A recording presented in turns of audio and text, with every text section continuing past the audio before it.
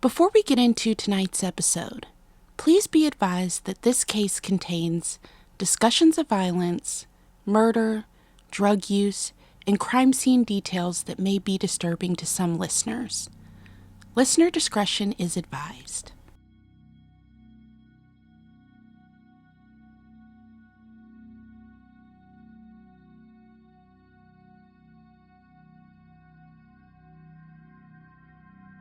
So over the past few weeks, I've given you several stories that have left us with way more questions than answers. And honestly, I've been down so many rabbit holes lately, I feel like I'm losing my mind. Question after question, theory after theory, and still no answers.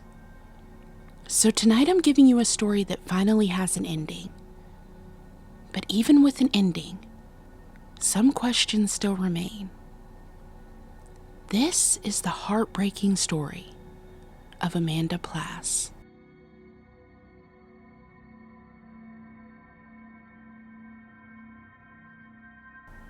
I know people say it all the time, but Amanda truly was a light to everyone who met her. So imagine the shock of her family when they received a call that their beautiful and lively Amanda had been found dead in her apartment. Who would ever want to hurt Amanda? Well, that's the question that haunted Chicopee for over 2 years.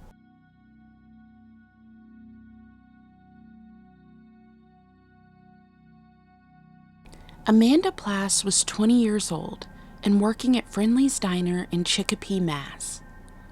She was known for her kind heart. Customers loved her and would often request Amanda specifically, just to experience her infectious personality. In the 2020 episode I watched covering this case, they told a story about a regular customer whose child only liked red gummy bears on his sundae, and every single time they came in, Amanda would make sure that his sundae had extra red gummies. It seems small, but that's who Amanda was. Thoughtful, warm, the type of person people remembered. Amanda was known for her beautiful eyes that reportedly changed to a shade of green when she was happy. But people who knew her say her spirit was even more beautiful. Her mother raised the children mostly on her own, and they moved around frequently. Amanda, the middle child, was spirited. Barefoot outside and playing with the neighbors' dogs, she made her own rules early in life. She left high school before graduating and later earned her GED. Her mother taught her children independence from a young age, and Amanda carried that independence into adulthood. She loved sunflowers and had recently gotten to the festival scene. And according to the people closest to her, that was when Amanda really started to find herself. She was finally coming into her own.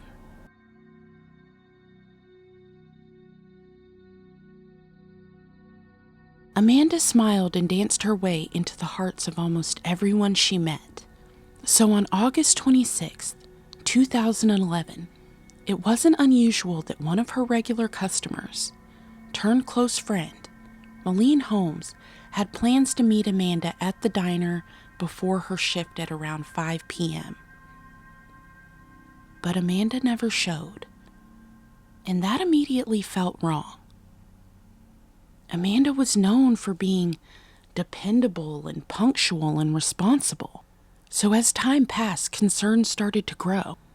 Malene and Amanda's co-workers began calling her over and over. No answer. And inside that small diner, people started getting a shrinking feeling that something wasn't right.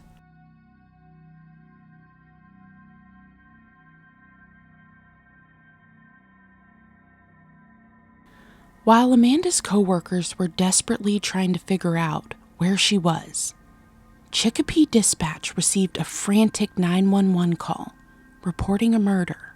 That murder would change this town forever.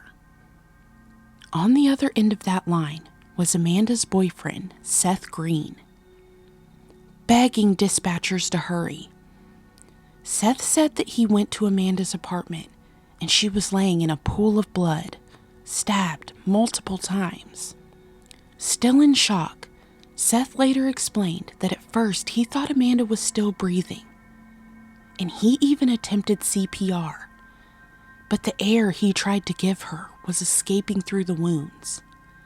And in that moment, he realized that Amanda was truly gone. When investigators arrived, they found exactly what Seth had described. Amanda laying in the kitchen just inside the apartment, blood covering the small room. And investigators immediately began noticing details that stood out.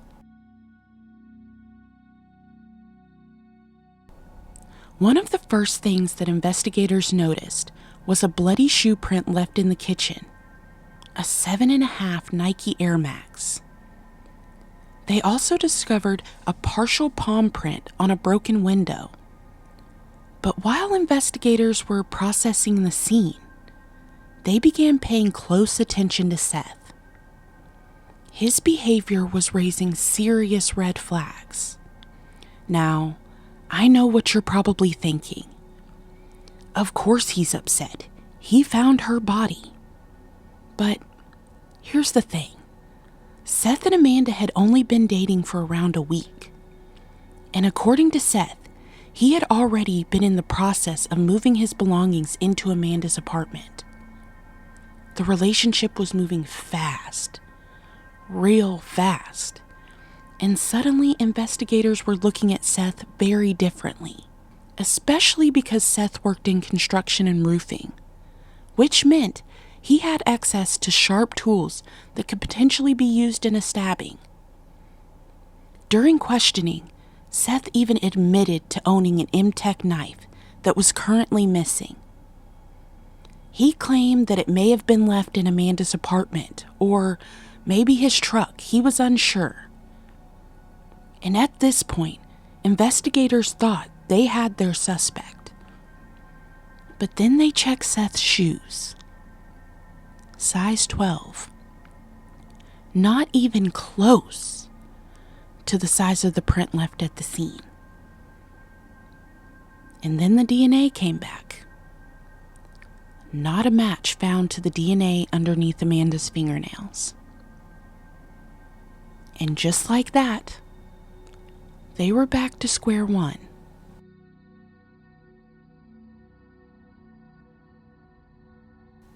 If not Seth, then who? Well, during questioning, Seth revealed something very interesting. Not every part of Amanda's recent dating life had gone smoothly. Just 1 week earlier, Amanda had been seeing another man named Jesse. Amanda had moved on, but according to Seth, Jesse still had feelings for her. And imagine Jesse's surprise when he walked into Friendly's and saw Amanda kissing another man. Investigators immediately wanted to speak with him. When police brought Jesse in for questioning, they quickly got the feeling he wasn't being fully honest. Jesse claimed that he spent most of the day at home except for a trip to pick up his check from Friendly's. He said a friend named Kyle drove him, but surveillance footage quickly proved that story false. Jesse had driven himself. Now, it's important to mention, Amanda's family and friends never believed that Jesse had anything to do with her murder. And eventually, investigators agreed.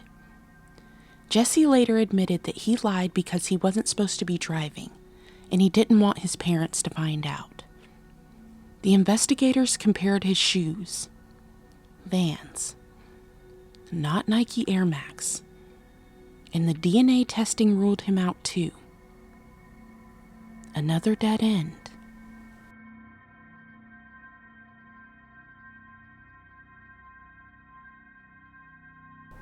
Just as leads began to dry up, investigators received an interesting tip from one of Amanda's neighbors. The neighbor reported seeing a white sedan speeding away from her apartment around 4:30 p.m. the day she was murdered.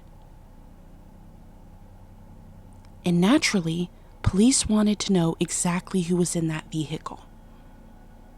It didn't take long. The car belonged to Amanda's coworker, Mercedes Benz. When investigators questioned Mercedes, she explained that Amanda had texted her for a ride. But when Mercedes arrived at Amanda's apartment, Amanda never came outside. Mercedes said that she called and texted and waited. But after about 5 or 6 minutes, she left to go to Walmart. And yes, I know that sounds extremely suspicious. But surveillance footage from Walmart confirmed her story. And the neighbor who saw the vehicle verified that Mercedes never exited the car.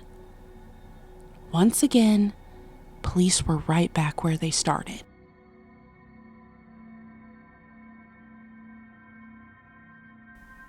At this point, investigators had theories, but no solid answers. Police believed the killer likely entered through the back door and may have been surprised to encounter Amanda inside. She was still wearing her work clothes, and there was no sign of sexual assault. And because stabbing is often considered intensely personal crimes, investigators strongly believed Amanda knew her killer. There was also another unsettling detail. Amanda had reportedly told people someone had broken into her apartment before. Could that break-in have something to do with her murder? I don't know. But later on, Amanda's friends and family gathered outside her apartment for a vigil. The grief pouring out that night was overwhelming. And as lead after lead collapsed, Amanda's mother, Michelle, refused to stop fighting. Every Sunday, she would call the department asking for updates. And every Sunday, she heard the same thing. No new leads. So Michelle took matters into her own hands. She purchased a massive billboard asking anyone for information. She handed out flyers and cards and balloons, anything to keep Amanda's case alive. But despite all her efforts, no one came forward.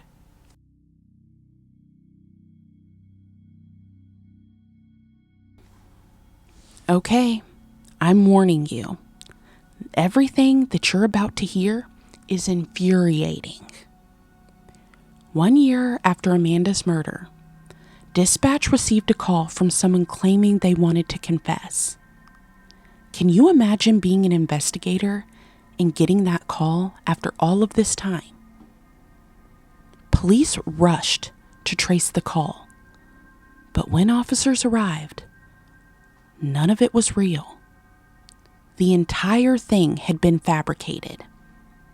A man had apparently attempted to frame someone else after seeing coverage of the case. And both men were eventually cleared. But imagine what that must have felt like for Amanda's family. Getting your hopes up just to have them crushed all over again.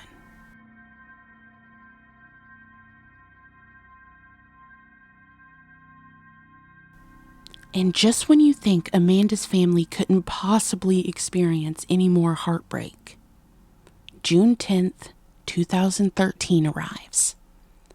Police announced they're investigating a leak into Amanda's crime scene photos.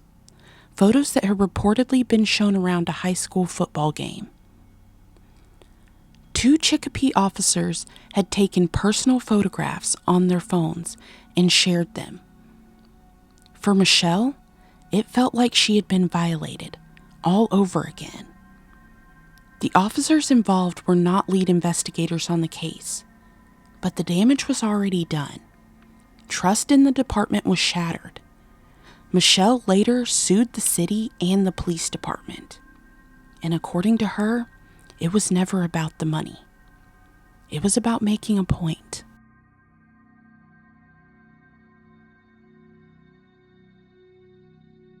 At this point, investigators were exhausted. Every lead had gone nowhere. So they decided to go back and re-examine the evidence from the very beginning. And that second look changed everything.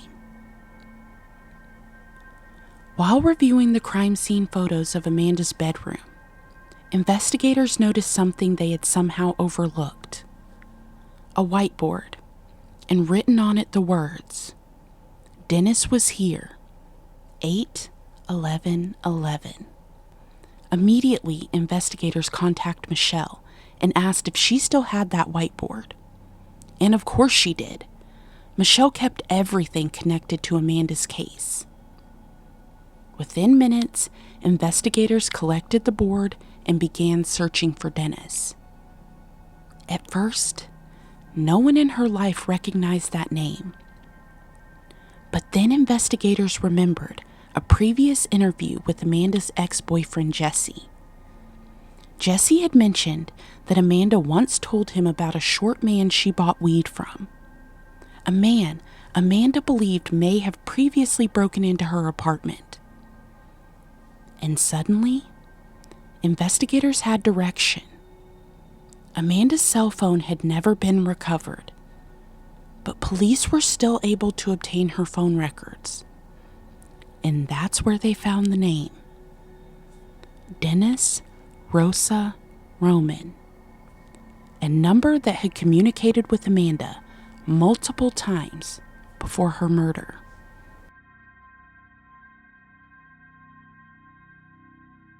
Once police had the name, one investigator immediately recognized it. He had arrested Dennis before, and as fate would have it, while officers were outside Dennis's home preparing to locate him, he walked around the corner. When officers asked him about Amanda in Chicopee, he remained surprisingly calm. He denied going there and then refused to speak further. But as Dennis walked away, he flicked a cigarette onto the ground. And to investigators, that cigarette was pure gold. They immediately moved to collect it for DNA. And the second Dennis realized what they were doing, his calm demeanor disappeared.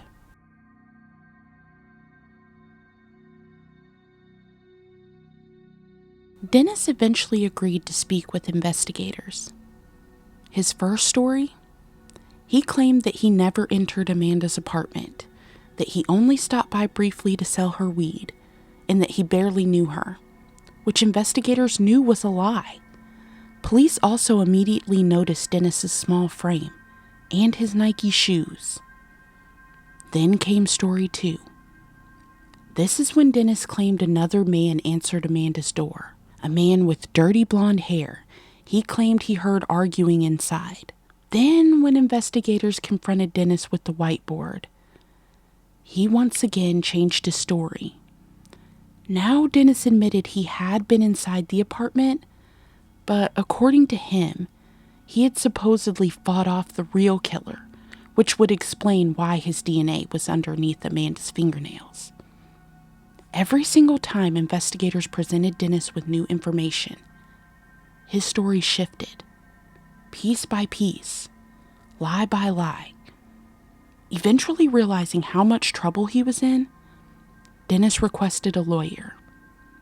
And 2 years after Amanda's murder, an arrest was finally made.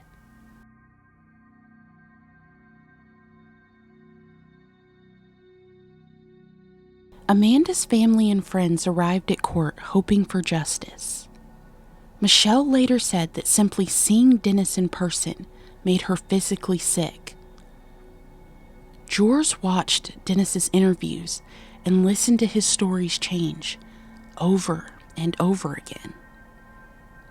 the defense still insisted that Dennis wasn't a killer, now claiming that the mysterious man Dennis feared was actually his own drug dealer. But after 8 days of testimony, it only took jurors 5 hours to reach a verdict. Guilty. Dennis Rosa Roman was convicted of first-degree murder and sentenced to spend the rest of his life in prison.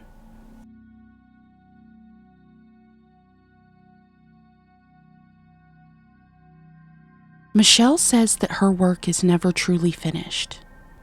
She now travels and speaks publicly about Amanda's story, making sure her daughter is never forgotten. She believes Amanda is always with her, and if she could say one final thing to her daughter, it would be this: keep your face to the sun and never look back at your shadows, just like Amanda's beloved sunflowers. Michelle eventually settled with the city and police department, and the mayor issued a written apologies for the officers involved in the photo leak. But Amanda's story would still continue to create change. In 2022, Amanda's Law was passed, a law specifically banning first responders from taking or sharing unauthorized crime scene photos, created to protect the families from additional trauma. And while Amanda's family experienced the unimaginable heartbreak, her story will now help protect others from going through the same pain.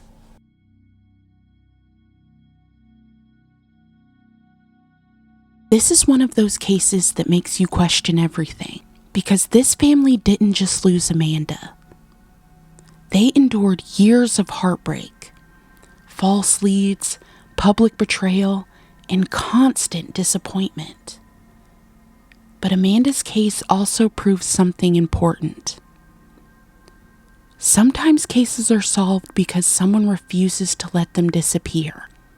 Because sometimes all it takes is one person refusing to let the case go cold.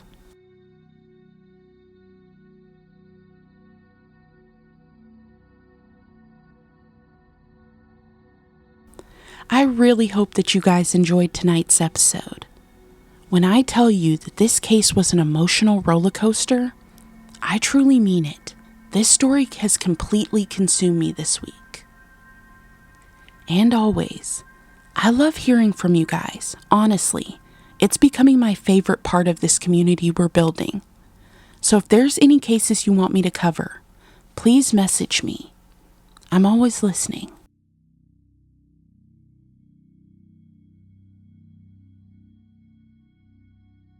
This has been What's Done in the Dark, where every secret casts a shadow. I'm Tiara, and I'll see you guys next week. And remember, what's done in the dark never stays there for long. Bye.